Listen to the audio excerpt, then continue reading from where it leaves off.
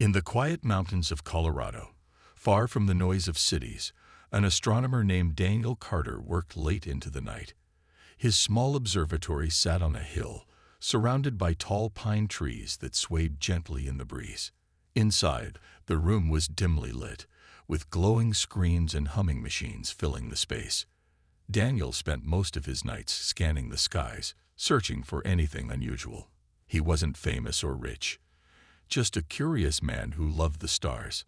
On this particular night, something strange caught his attention. A faint signal came through the telescope's receiver, blinking steadily like a heartbeat. At first, Daniel thought it was interference from Earth, maybe a satellite or radio waves bouncing off the atmosphere. But as he listened closer, he realized the pattern was too precise to be random. The signal repeated itself over and over, carrying a sequence of symbols that looked alien yet oddly familiar. Curious, Daniel called his colleague Rachel Monroe, who lived nearby. Rachel was sharp and practical, the kind of person who could solve puzzles faster than anyone else he knew.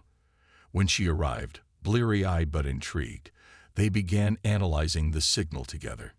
After hours of work, they managed to decode parts of it. What they found sent chills down their spines. The message contained coordinates, locations in space where planets once hosted advanced civilizations. Each segment described a world now gone, wiped out completely. And then, at the very end of the transmission, there was one more set of coordinates: Earth. "This can't be right," Rachel muttered, staring at the screen. Her voice trembled slightly, though she tried to hide it. "Why would someone send us this?" Daniel shook his head. "I don't know. Maybe it's a warning." They debated what to do next. Should they report their discovery to the Global Space Research Institute, GSRI, the organization funding their work? Or should they keep it secret until they understood more? Both options felt risky. If they told GSRI, the government might step in and take control, possibly hiding the truth from the public.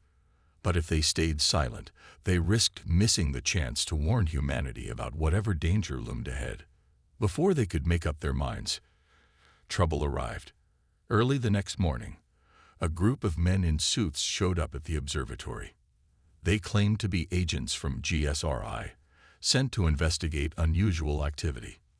Without asking permission, they demanded access to all the data Daniel and Rachel had collected.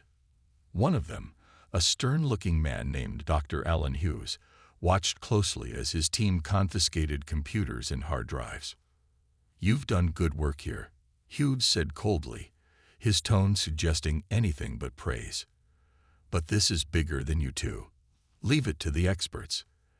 As the agents packed up their equipment, Daniel noticed Rachel glaring at them, her jaw tight with anger. She leaned close and whispered, "We can't let them have everything." That night, under the cover of darkness, Daniel and Rachel snuck back into the observatory.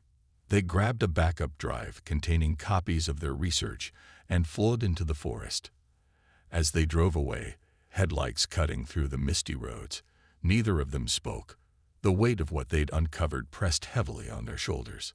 Hours later, just as dawn broke over the horizon, disaster struck. Another car rammed into theirs from behind, forcing them off the road. Daniel's head hit the steering wheel, and everything went black.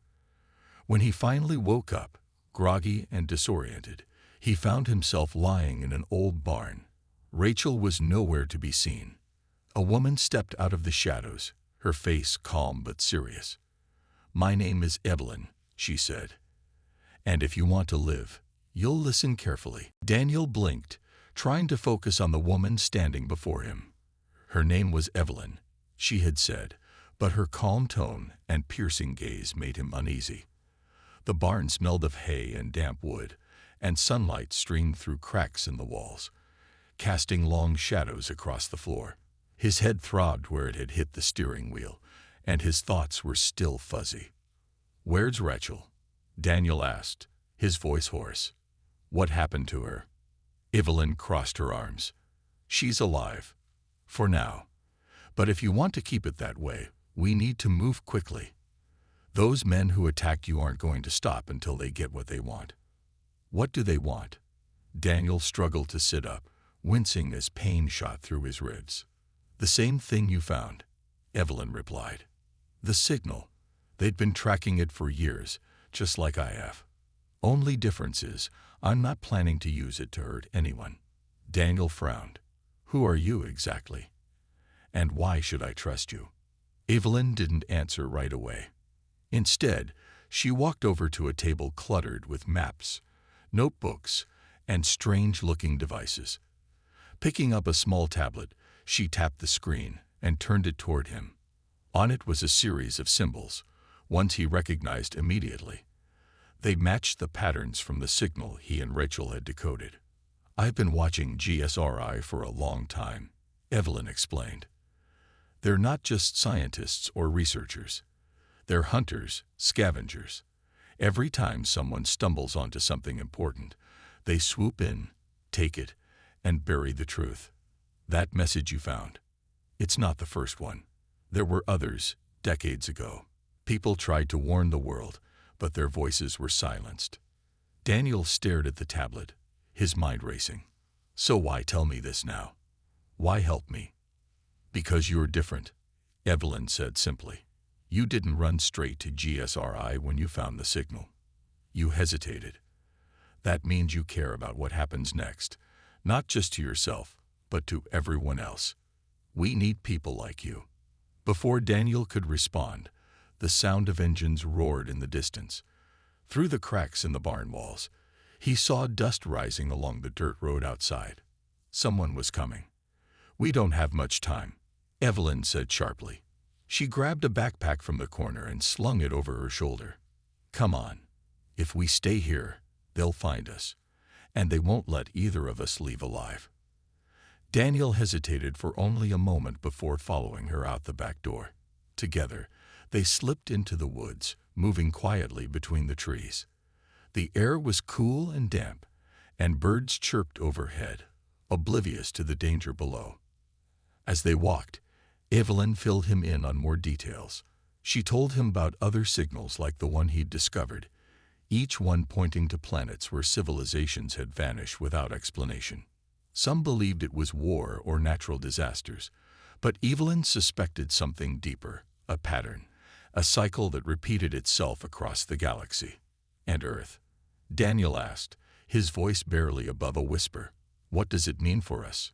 It means we're running out of time, Evelyn said grimly. Whatever destroyed those other worlds is closer than we think. Maybe it's already here, waiting. Daniel swallowed hard. He wanted to ask about Rachel again, but the look on Evelyn's face told him she didn't know any more than he did. For now, all they could do was keep moving. After nearly an hour of hiking, they reached a hidden cave tucked into the side of a hill. Inside, Evelyn lit a lantern and revealed shelves stacked with books, folders, and strange artifacts. One item caught Daniel's eye, a piece of stone etched with symbols identical to those in the signal. This isn't just about warnings, Evelyn said, her voice softer now. It's about choices. Humanity has a chance to break the cycle, but only if we act wisely. That's why I brought you here, to show you what's at stake. Daniel nodded slowly, though his heart felt heavy. He didn't fully trust Evelyn yet, but one thing was clear. The answers they needed wouldn't come easily or safely. The cave was dimly lit, the flickering lantern casting long shadows on the rough stone walls. Daniel stood in silence, staring at the strange artifacts scattered around the space. Each object seemed to tell a story, fragments of civilizations long gone, their secrets locked away in symbols and carvings. Evelyn moved quietly, gathering maps and notes, her movements deliberate and focused. Where do we start? Daniel finally asked, breaking the quiet. His voice echoed slightly in the confined space. Evelyn glanced at him, her expression serious. We follow the map, she said, spreading a worn piece of paper across a makeshift table. It was covered in lines, dots, and markings that looked like constellations. Some of the symbols matched those from the signal Daniel had decoded. Others were unfamiliar, twisting into shapes that made his head ache just looking at them. This map connects the locations mentioned in the signal, Evelyn explained. Each spot corresponds to places on Earth where traces of the extinct races have been found. Ruins, relics, anomalies, things most people dismissed as myths or natural formations. Daniel leaned closer, tracing one of the lines with his finger. And these places, what are they? They're warnings, Evelyn replied. Not just messages carved in stone or buried underground. They're signs of what happens when a civilization ignores the dangers around it. Every race that vanished left something behind. A lesson, if we're willing to listen. She pointed to a specific location on the map, a set of coordinates in the Nevada desert. This is our first stop. There's an underground cavern there, hidden beneath layers of rock. If the patterns hold true, we'll find something important inside. Daniel frowned. You think whatever's down there will explain why Earth is next? I don't know, Evelyn admitted. But it's a start. And if we're lucky, it might give us a clue about how to stop it. They packed supplies quickly, knowing time wasn't on their side. As they prepared to leave, Daniel couldn't shake the feeling that they were being watched. He glanced over his shoulder several times, but the forest outside remained still and silent. The journey to Nevada was tense. They drove for hours, sticking to back roads to avoid drawing attention. Along the way, Evelyn shared more about the Sentinels, the group she claimed to be part of.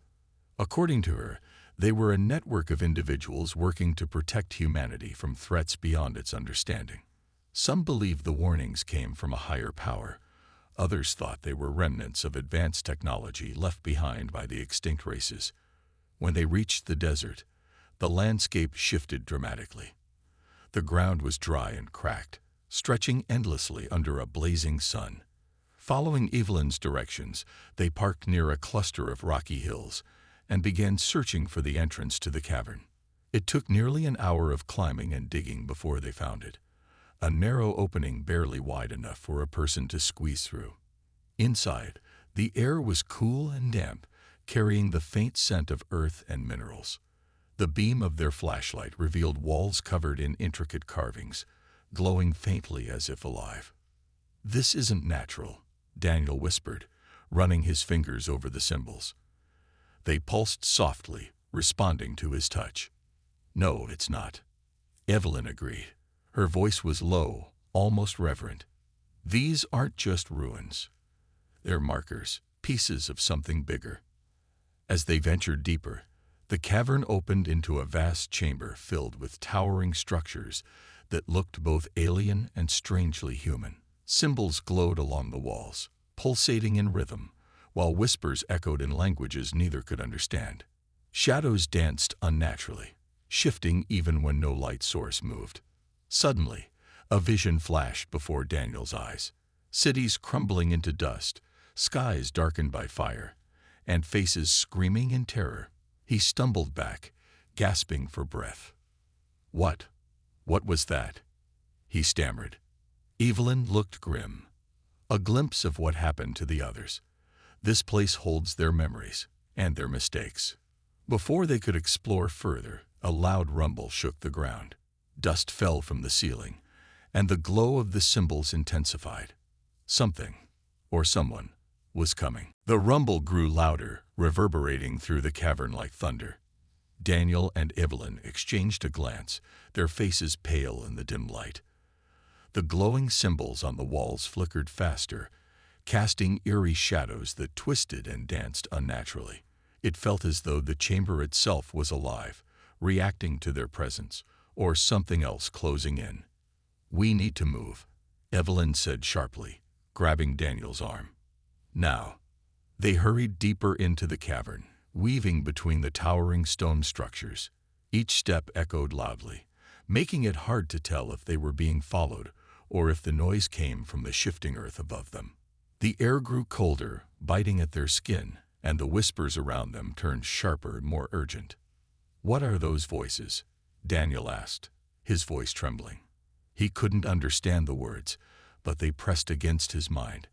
heavy with sorrow and warning. "They're echoes," Evelyn replied. Her tone clipped. "Memories of the past. Whatever happened here left its mark, not just on the stones, but on the very fabric of this place." As they pressed forward, the cavern opened into another massive chamber.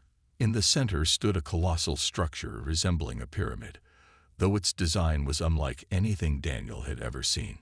Its surface shimmered faintly, as if made of liquid metal frozen in time. At the base of the pyramid, a circular platform glowed softly, pulsing in sync with the symbols lining the walls. "This must be it," Evelyn murmured, her eyes fixed on the platform. She stepped closer, her boots crunching against the rocky ground. "This is what the map led us to." Daniel hesitated, his instincts screaming at him to turn back.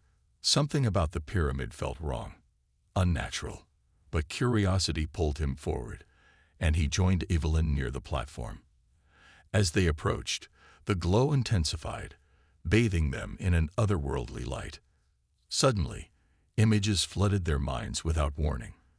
Visions of thriving cities filled with advanced technology gave way to scenes of destruction. Fires consuming everything, skies choked with ash, and people fleeing in terror. The emotions hit them hard. Fear, despair, regret. It was overwhelming, and Daniel staggered, clutching his head. Evelyn steadied him, her grip firm. "It's showing us what happened to them," she said, her voice strained. "Every race that ignored the warnings met the same fate. They pushed too far, took too much, and paid the price." Before Daniel could respond, a loud crash echoed through the chamber. Turning quickly, they saw figures emerging from the shadows, men in black suits, their faces obscured by masks. GSRI agents. Leading them was Dr. Alan Hughes, his cold gaze locking onto Daniel and Evelyn. "You shouldn't have come here," Hughes said, his voice calm but menacing. He gestured to his team, who fanned out, surrounding the platform. "Hand over whatever you found. This isn't your fight." Evelyn stepped in front of Daniel protectively. "You don't understand what you're dealing with," she snapped. "If you interfere, you'll doom everyone." Hughes smirked. "We're not here to save humanity. We're here to ensure survival, at any cost." Tension crackled in the air as the agents raised their weapons. Evelyn glanced at Daniel, her expression grim. "We don't have much time," she whispered. "Trust me." Without waiting for a response, she reached into her bag and pulled out a small device. Pressing a button, she threw it toward the platform. A blinding flash erupted, momentarily stunning the agents. The cavern shook violently, rocks tumbling from the ceiling. "Run," Evelyn shouted, grabbing Daniel's hand. They sprinted toward a narrow tunnel branching off from the chamber, the agents shouting behind them. The pyramid's glow faded as they fled, leaving the cavern and its secrets behind. But Daniel couldn't shake the feeling that they hadn't escaped danger. Not yet. Daniel and Evelyn stumbled through the narrow tunnel, their breaths coming in ragged gasps. The ground beneath their feet was uneven, littered with loose rocks that threatened to send them sprawling at any moment. Behind them, the shouts of GSRI agents echoed faintly, growing louder as they gained ground. The tunnel seemed endless, twisting and turning like a maze designed to confuse. "We can't keep running forever," Daniel panted, his chest burning with exertion. "They'll catch us." "They won't," Evelyn replied sharply, though her voice betrayed a hint of doubt. She glanced over her shoulder, her eyes scanning the darkness behind them. "Not if we're smart about it." She stopped abruptly, pulling Daniel into a shallow alcove carved into the wall. They pressed themselves flat against the cold stone, trying to make themselves invisible. Moments later, the sound of boots pounding against the rocky floor grew louder. A group of agents rushed past, their flashlights cutting through the gloom. For a tense minute, neither Daniel nor Evelyn dared to breathe. When the footsteps faded into the distance, Evelyn motioned for Daniel to follow her again. They crept along cautiously, avoiding open spaces where they could be spotted. The air grew colder as they moved deeper, and the walls began to shimmer faintly, as if coated with some kind of crystalline substance. Finally, they reached what appeared to be a dead end, a massive stone door covered in glowing symbols similar to those in the cavern above. Evelyn examined it closely, her fingers tracing the intricate patterns. "This is it," she whispered, more to herself than to Daniel. "The core of the network." "The what?" Daniel asked, confusion etched on his face. Evelyn turned to him, her expression serious. "The warnings you decoded weren't just messages. They're fragments of an ancient AI system created by the extinct races. It's called the Watcher. Its purpose is to guide civilizations away from destruction, if they're willing to listen. And this thing is here." Daniel gestured toward the door, his voice tinged with disbelief. "Yes," Evelyn confirmed. "But activating it isn't simple. If we do this wrong, it could accelerate Earth's downfall instead of preventing it." Before Daniel could respond, a loud bang echoed through the tunnel. The agents had found their trail. Dust rained down from the ceiling as heavy footsteps approached rapidly. Time was running out. Evelyn pulled a small device from her bag, a control panel connected to the pyramid's mechanisms. "I need your help," she said urgently. "We have to sync the activation sequence with the symbols on the door. It's our only chance." Daniel nodded, pushing aside his fear.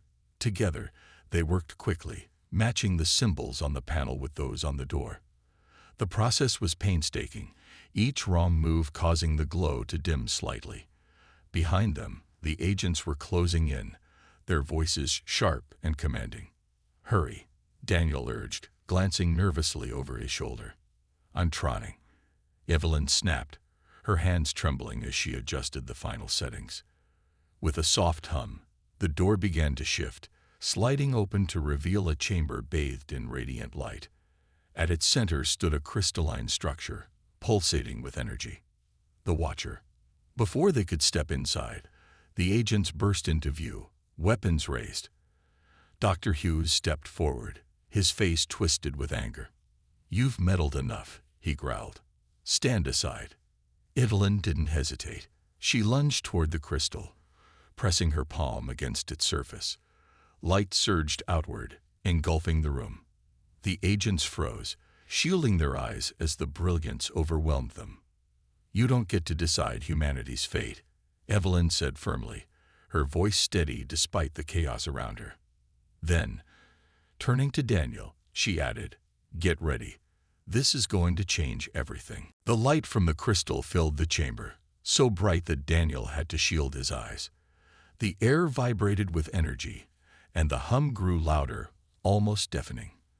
Evelyn stood near the crystal, her hand still pressed against its surface, her expression calm but resolute.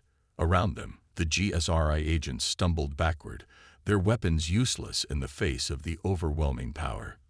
"What have you done?" Dr. Hughes shouted, his voice barely audible over the noise. His usual composure was gone, replaced by raw panic. "Do you even know what you've unleashed?" Evelyn didn't answer. Instead, she turned to Daniel, her eyes locking onto his. "Listen carefully," she said, her voice steady despite the chaos. "This isn't just about stopping them. It's about giving humanity a chance. But it comes at a cost." Before Daniel could ask what she meant, the crystal pulsed again, this time sending waves of light rippling outward. The walls of the chamber shimmered, and the glowing symbols began to rearrange themselves, forming patterns that seemed to shift and change like living things. Then a voice, deep, resonant, and impossible to ignore, spoke directly into their minds. "You are the chosen," it said, "the last hope of this world." Daniel froze, overwhelmed by the sensation. It wasn't like hearing words. It was more like feeling them, as if the thoughts were being planted directly into his mind. Images flooded his consciousness. Vast cities thriving under alien suns, oceans teeming with life, skies filled with stars. And then, abruptly, those images shifted to scenes of devastation. Fires consuming everything, skies darkened by ash, and people fleeing in terror. The cycle must end. the voice continued, "or all will be lost." Dr. Hughes, visibly shaken, tried to rally his team. "Destroy it," he yelled, pointing at the crystal. "Now." But before anyone could act, Evelyn stepped forward. With a determined look, she activated a small device she'd been holding, a failsafe designed to protect the Watcher from misuse. A burst of energy shot out, enveloping the agents and knocking them unconscious. When the light faded, Hughes and his men lay sprawled on the ground, unmoving. "You can't stop progress," Evelyn muttered under her breath, though there was sadness in her tone. She turned back to Daniel. "It's up to us now." The Watcher's voice returned, softer this time. "You hold the key to survival. Use it wisely." Daniel stared at the crystal, his heart pounding. He felt both awe and fear. This was no ordinary machine. It was alive, intelligent, and watching. Every word it spoke carried weight. Every image it showed carried meaning. "Why us?" Daniel asked, his voice trembling. "Why pick humans?" "Because you are capable of change," the Watcher replied. "Your kind has flaws, but also potential. Prove yourselves worthy." Evelyn placed a hand on Daniel's shoulder. "We don't have much time. The Watcher won't stay active forever. We need to upload countermeasures to ensure GSRI, or anyone else, can't weaponize it." Daniel nodded, understanding the gravity of the situation. Together, they worked quickly, connecting Evelyn's device to the crystal. Lines of code scrolled across a holographic interface, each line reinforcing safeguards to prevent tampering. As they worked, Evelyn winced, clutching her side. Blood seeped through her fingers. "You're hurt," Daniel said, alarmed. "It's nothing," she lied, though her pale face told a different story. "Just finish the upload." When the process was complete, the crystal dimmed slightly, its glow stabilizing. The Watcher's presence remained, quieter now but still watchful. Evelyn leaned against the wall, breathing heavily. "It's done," she said, closing her eyes for a moment. "The Watcher is safe. For now." Daniel looked at her, guilt and gratitude mixing in his chest. "What happens next?" Evelyn managed a weak smile. "That depends on you. And everyone else. Humanity has been given a second chance. Don't waste it." As the chamber began to seal itself, Evelyn stayed behind, ensuring the agents couldn't follow. Daniel hesitated, wanting to argue, but he knew there was no time. Reluctantly, he stepped through the doorway, leaving Evelyn in the fading light. Daniel emerged from the tunnel into the cool night air, his legs trembling and his mind racing. The desert stretched endlessly before him, silent except for the soft rustle of wind through the dry grass. Behind him, the entrance to the cavern was already sealed, its surface smooth and unmarked, as if it had never existed. Evelyn was gone, her sacrifice ensuring that the Watcher, and humanity's fragile hope, remained safe. He stumbled forward, unsure of where to go or what to do next. His thoughts were a jumble of emotions, relief that the immediate danger had passed, grief for Evelyn, and dread over the responsibility now resting on his shoulders. The Watcher's words echoed in his mind. Asterisk, prove yourselves worthy. Asterisk, it wasn't just a warning, it was a challenge. As dawn broke over the horizon, painting the sky in shades of orange and pink, Daniel spotted headlights approaching in the distance. A lone vehicle came to a stop near him, and Rachel stepped out, her face pale but determined. She ran toward him, pulling him into a tight embrace. "I thought I'd lost you," she said, her voice choked with emotion. "Are you okay?" Daniel nodded, though he knew he didn't look okay. His clothes were torn, his hands were scraped, and exhaustion lined his face. Still, he forced himself to speak. "Evelyn," she stayed behind, "to make sure we got out." Rachel's expression hardened, but she didn't say anything. Instead, she helped him into the car and drove away from the site, leaving the desert and its secrets behind. Over the next few days, they pieced together their next steps. The Watcher was now active, quietly monitoring Earth, intervening subtly to prevent humanity from crossing critical thresholds. Its presence was invisible to most, detectable only to those who knew what to look for. But Daniel and Rachel understood the truth. This wasn't the end. It was the beginning. They decided to share fragments of the story with trusted allies, planting seeds of awareness without revealing too much. If people learned about the Watcher all at once, panic would follow. Instead, they focused on small actions, educating others about sustainability, pushing for policies that protected the planet, and encouraging communities to work together. Dr. Hughes and his team disappeared shortly after the incident, their plans thwarted. Rumors spread within GSRI that the project had been shut down permanently, though Daniel suspected they hadn't given up entirely. The fight wasn't over. It was simply quieter now. One evening, as Daniel stood on a hill overlooking the city, Rachel joined him. They watched the lights twinkle below, a reminder of humanity's resilience and its fragility. What happens if we fail? Rachel asked softly, breaking the silence. Daniel sighed, staring at the horizon. We can't afford to think like that. Evelyn gave us a chance. It's up to us to take it. For a moment, he thought he heard a whisper carried by the wind. Faint, almost imperceptible, it seemed to say, "Do not pretend to rest."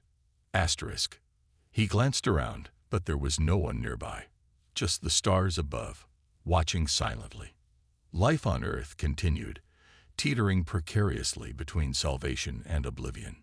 Humanity had been warned, guided, and given tools to survive. Whether it would rise to the challenge remained uncertain. But for the first time in a long while, Daniel allowed himself to feel a flicker of hope.